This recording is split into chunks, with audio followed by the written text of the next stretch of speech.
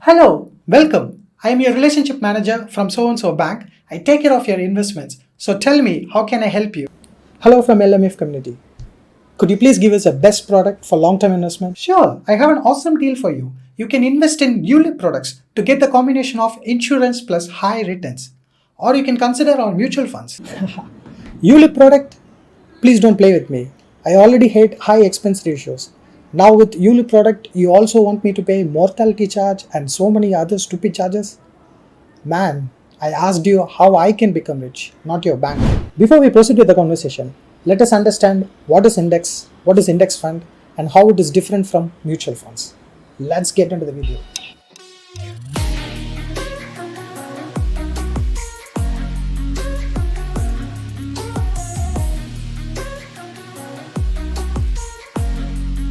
We can start with something that we are all familiar with, which is inflation. Inflation is usually calculated by something called the Consumer Price Index. This is nothing but a measure that tracks the changes of prices of common goods like food, transport, etc. over time. Likewise, in the share market, an index is just a measure of change in prices of a group of stocks. For example, S&P 500, Global Dow, etc. So we can use these indexes to track the performance of selected large and powerful companies. Since indexes track the performance of selected companies, they are also used as benchmarks to measure the performance of mutual funds and ETFs. The famous index we are familiar with is Nifty 50. This index is constructed by National Stock Exchange Indices Limited. This means that India's 50 best companies are chosen by the National Stock Exchange Indices Limited. Since index is just a measure, you cannot invest directly in an index. That's when Mr. Jack Bogle came with a revolutionary idea of creating an index fund. Index fund invests in stocks that are found in an index and allow an investor to bet on its performance. So this is how index funds work. Now let's continue the conversation and understand why index funds are better. Hi, you there? Okay, I understand that you don't want ULIP, but you can definitely consider our actively managed funds, some of which gave 20% plus returns last year. Cool. I'll consider that option if you do me a favor. Sure, let me know. Could you please smash the like button and ask the 90% of the viewers who haven't subscribed to the channel yet to subscribe? Oh, okay. Help me by subscribing to the channel and please share the video with your friends. Thank you. Okay bro, I love your idea. Who doesn't want high returns? But what is the guarantee that the fund will perform the same way in the coming years? Share market is always subject to risk. There is no 100% guarantee. If the market does well, then the returns are good. If the market doesn't do well, then of course the returns are bad. You don't give the guarantee, but the fees you charge is really high. Also, I have to pay every year regardless of positive or negative returns.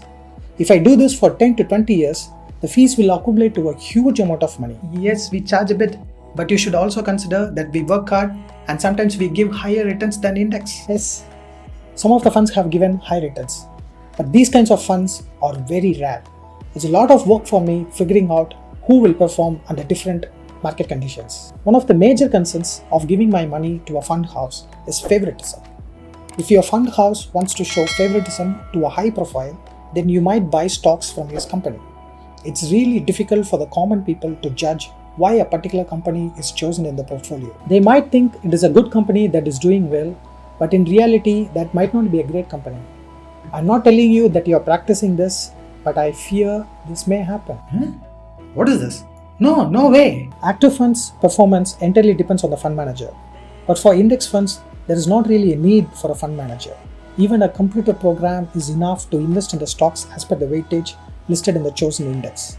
Index funds just charge 0.10%, not a high expense ratio like 1.5%.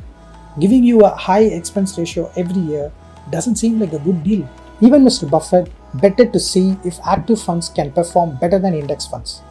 But you lost that bet. The main reason why Mr. Jack Bogle created an index fund is that active fund managers were not performing well. So to avoid this frustration and conflicting strategies, Mr. Bogle created the index fund. So index fund is the best, isn't it? Anyways, I know that you're going to take index fund as a comparison to show your strength or weakness. Why not just let the people be with the index fund and avoid comparison? As long as there's a general false impression that if indexes do well, then the economy is doing well, any government will always try to save the index and won't let them fail. This single reason is enough to choose index over mutual fund. Index fund has got a huge support from government. See, people choose mutual funds to diversify the risk. Also, many people don't understand that having more mutual funds will kill the overall returns. So one can choose maybe 2 or 3 mutual funds. There are not many options left.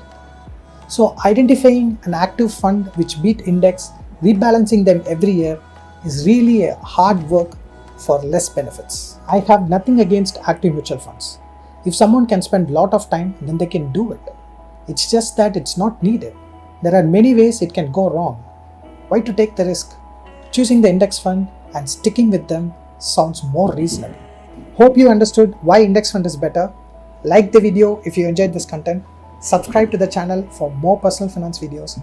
Let's make education free.